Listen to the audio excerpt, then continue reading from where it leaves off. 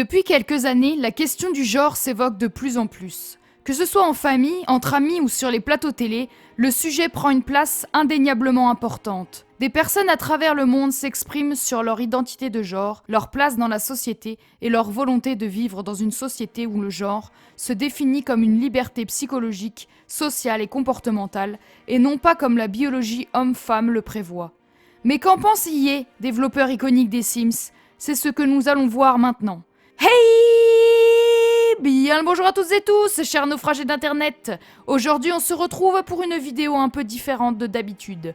Cela fait pas mal de temps que je voulais parler de l'identité de genre sur cette chaîne. Et j'ai découvert qu'il y allait avoir une mise à jour dans le jeu et je me suis dit que c'était le moment idéal d'en parler. Le jeu Les Sims 1 est sorti le 4 février 2000 sur PC.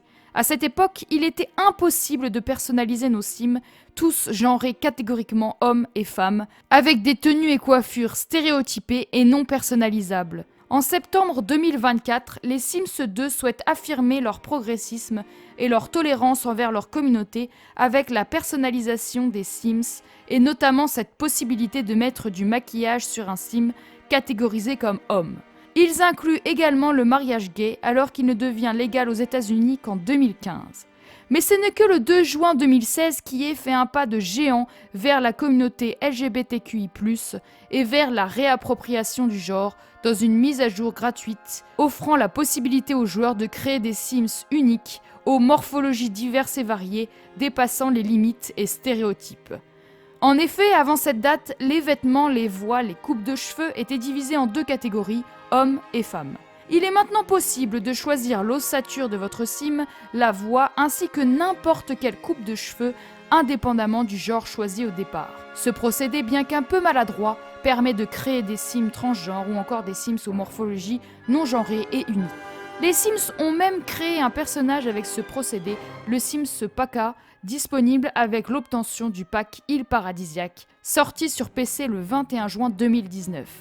Avec cette mise à jour gratuite du 2 juin 2016, votre Sim peut tomber enceinte ou faire tomber enceinte, quel que soit le genre de votre Sims, ou encore faire pipi debout. Ainsi, un couple homosexuel peut avoir des enfants d'une façon naturelle, sans adopter, sachant qu'il serait difficile d'inclure la PMA dans le jeu.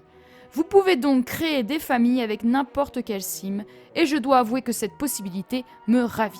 Le débat du genre étant de plus en plus évoqué, les développeurs sortent un nouveau Rikikit le 5 octobre 2021.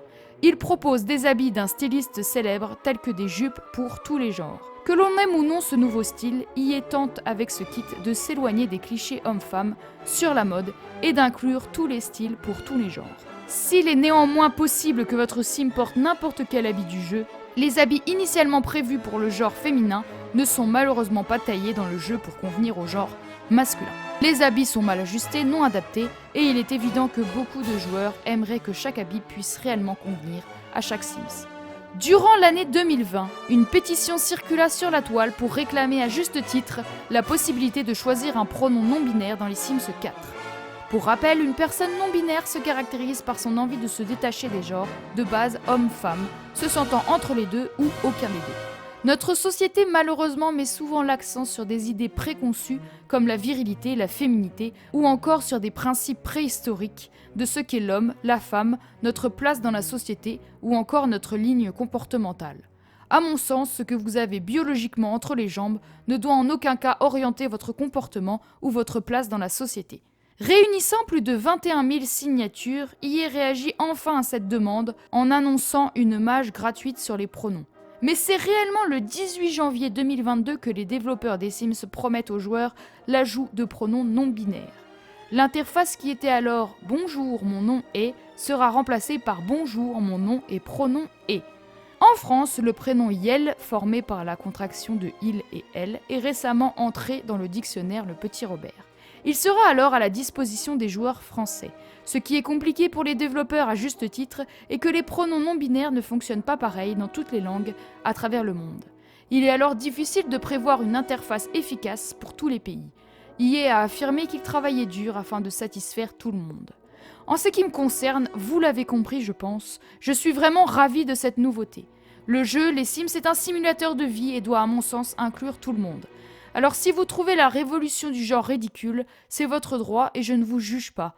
Mais s'il vous plaît, faites preuve de tolérance car beaucoup de personnes se sentent mieux dans cette société qui évolue enfin. Merci à tous d'avoir suivi cette vidéo. C'est un format différent que je ne fais pas d'habitude, mais il était important pour moi de parler de ce sujet, notamment à travers les Sims et cette nouveauté révolutionnaire. Mes chers naufragés d'internet, si tu as aimé, tu peux liker, commenter et t'abonner si tu veux suivre mes prochaines créations. On se retrouve dimanche pour une prochaine vidéo. D'ici là, prenez soin de vous surtout. C'était Alivy pour vous servir.